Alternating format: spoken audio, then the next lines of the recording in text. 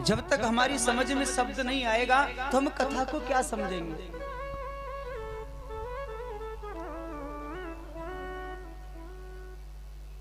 आगे की कथा जो कल हमने कथा को विराम दिया था, आज वहां से श्रवण करेंगे। परीक्षित जी, आपको तो ध्यान होगा कल कथा कहां पे विराम करी ना? कल ध्रुव जी का पूजन किया था आपने।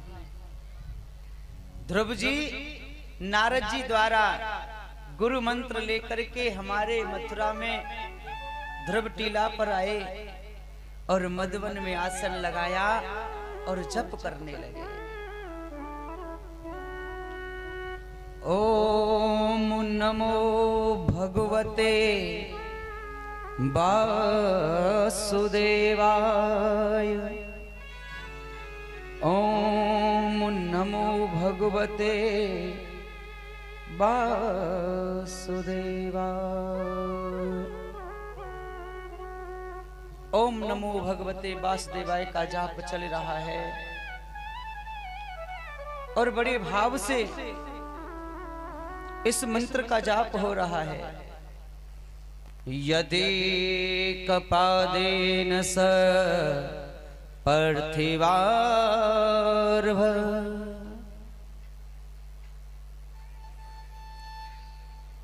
कस्तरस्तो तद्गोष्ठने पश्चितमहि न नाम तत्रार्धापि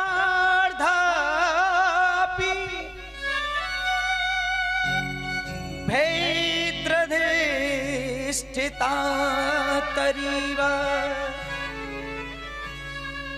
सभ्येतस्तः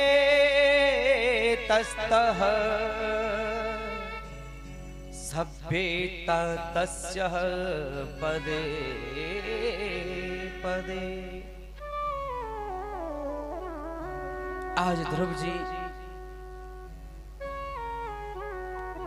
तपस्या करने लग जाते हैं। अपने अंगूठे का पैर, अपना पैर का जो अंगूठा है ना, इस पृथ्वी पर रखा और पैर के ऊपर पैर लगाया, दोनों हाथों को जोड़ करके खड़े हो गए और नेत्र बंद करके जैसे ही ओम नमो भगवते वासुदेवाय जप करने लगे तो उसी समय आदि पृथ्वी धसने लगी। ध्यान देना, जप में इतनी शक्ति होती है, भजन में इतनी शक्ति होती है, उस भगवान को भी बस में कर सकते हैं। वो भगवान भी तुम्हारे घर पानी भर सकता है।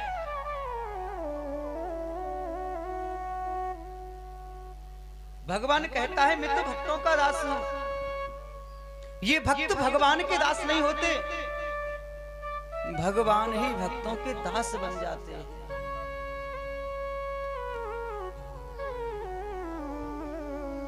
और जब भरत की उस ध्रुव की छोटे से बालक की तपस्या चल रही है ना, तो उसकी तपस्या से आज देवता बड़े डरने लगे और बिल्कुल ऐसे डर गए कि मानो आज हमारे जो पद है ना हमारे पास में, ये पद अभी जाने वाला है। क्योंकि सबसे पहले देवताओं को ही डर लगता है। देवता सोचते हैं कि कहीं हमारा स्थान ना हड़प ले जाए, कहीं हमारे स्थान को और यानी ने हड़प लियो तो हम कहां रहेंगे।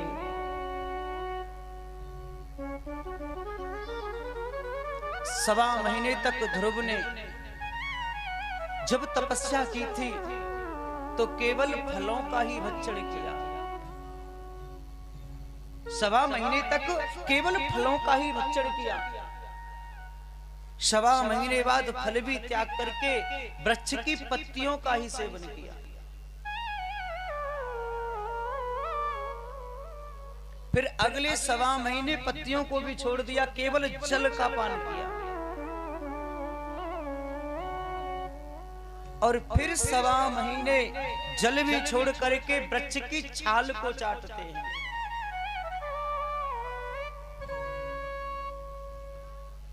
इस प्रकार से जब 5 माह पूरे बीत जाते हैं और 6वां महीना लगा तो ध्रुव ने श्वास रोकना प्रारंभ कर दिया। वृक्ष की छाल तो छोड़ दी, श्वास लेना भी बंद कर दिया। जैसे ही ध्रुव जी ने श्वास लेना बंद किया तो उधर देवताओं को भी घुटन होने लगी। देवताओं को ऐसे लगा कि अब हमारा जीवन जाने वाला है, अब ये जीवन हमारे काम का नहीं है।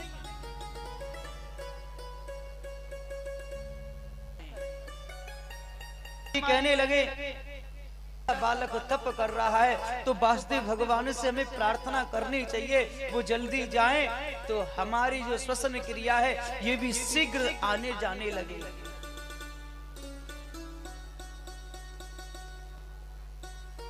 वासुदेव भगवान से प्रार्थना की, हे प्रभु आप ही जीवन के आधार हैं, आप जाकर के ना इस छोटे से बालक ध्रुव को अपना दर्शन दे दो, जाकर के दीदार कराओ। भगवान कहने लगे, देवताओं आप कह रहे हो कि हम जाएं और जाकर के उसे दर्शन दे, नहीं, मैं भक्तों का दास हूं, अहम भक्त पराधीन। अरे हम तो भक्तों की अधीन हैं और पराधीन सपने सुखनाई। हाँ, जो पराधीन होते उनको स्वप्न में भी सुख नहीं मिलता।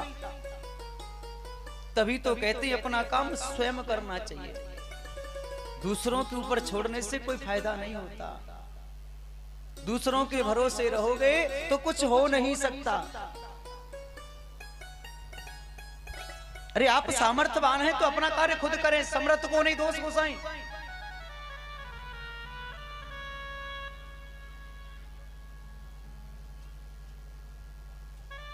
भगवान कहने लगे, ऐसे भक्त को मैं दर्शन देने नहीं, मैं ऐसे भक्त का दर्शन करने जाता हूं, मैं ऐसे भक्त का खुद दर्शन करना चाहता हूं।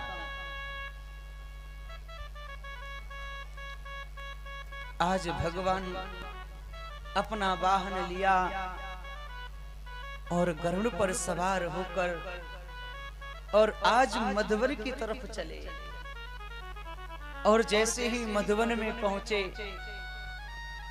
तो जाकर के ध्रुव की झांकी को निहार रहे हैं। हम लोग दर्शन करने जाते हैं मंदिर में कि बिहारी जी के दर्शन करने चलें, कि हम वहां जाकर के उनका दर्शन करें, लेकिन आज खुद भगवान आकर के और उस भक्त का दर्शन करते हैं। और देख रहे हैं, देखते देखते मन में विचार आया, अरे मैं इसे देख तो रहा हूं पर ये तो मुझे नहीं देखता, यानी तो नेत्र बंद कर रखे हैं। अभी अपने नेत्रन को बंद करके खड़ो है और एक पैर पर इसने समाधि लगा रखी है। आवाज देते हैं, लाला आंखें खोल, मैं तेरे सामने खड़ा हूं। अरे पुत्र जरा आंखें खोल, मैं तेरे सम्मुख हूं। लेकिन ध्रुव आंखें नहीं खोलते। क्यों? क्योंकि ध्रुव के मन के अंदर, ध्रुव के हृदय में उस भगवान की झांकी का दर्शन होने लगा। उस गोविंद की झांकी का दीदार अपने हृदय में कर रहे हैं। भगवान ने देखा कि ये मेरा दर्शन जब अपने हृदय में कर रहा है तो ये मुझे बाहर नहीं देख सकता, ये मोकू बाहर नहीं देखेगा।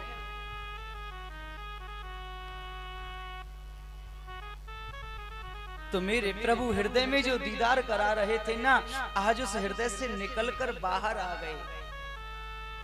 और जैसे ही ध्रुव को झांकी का जो दर्शन हो रहा था, अब उनके हृदय में वो झांकी का दर्शन नहीं है। और जब हृदय में झांकी का दीदार नहीं हुआ तो ध्रुव विचलित हो गया। आज ध्रुव जब विचलित हुआ तो उसके नेत्र खुल गए। और जब नेत्र खुले तो सामने देखा जिस झांकी का दर्शन वो हृदय में कर रहा था, आज वही झांकी सामने खड़ी है। बोलिए वासुदेव भगवान की जय हो। आज वही झांकी सामने खड़ी है और सामने जब उस झांकी का दर्शन कर रहा है तो हाथ जोड़ करके खड़ा हो गया। मन कहता है मैं इनकी स्तुति गाऊं, मन में भाव उठ रहा है कि मैं हे गोविंद तेरी स्तुति गाऊं, लेकिन स्तुति तो आती ही नहीं कि मैं स्तुति गाऊं तो कैसे गाऊं। जिस बच्चे को पता ही नहीं है कि मुझे क्या कहना है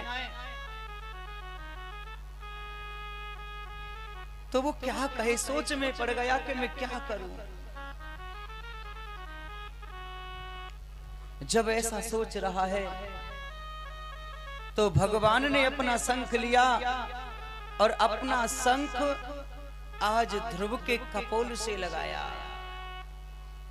और जैसे ही ध्रुव के कपोल से वो शंख लगाया ना तो ध्रुव को वेद वेदांत का ज्ञान हो गया।